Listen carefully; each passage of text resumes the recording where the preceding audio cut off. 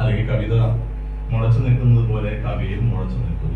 അങ്ങനെ മലയാളത്തിൽ മുളച്ചു നിൽക്കുന്ന കവികളുണ്ട്. നമ്മളുമായി കവിത വലിയൊരു ആയുധമാണ്.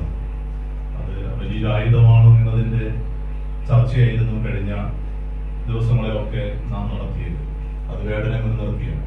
ഒരു കവിത എങ്ങനെയാണ് പ്രതിരോധത്തിന്റെ രൂപമാവുക എന്നത്, അതെങ്ങനെയാണ് ഭരണകൂടത്തെ വിറകൊള്ളിക്കുക എന്നത് നമ്മൾ അനുഭവിച്ചുകൊണ്ടിരിക്കുകയാണ്.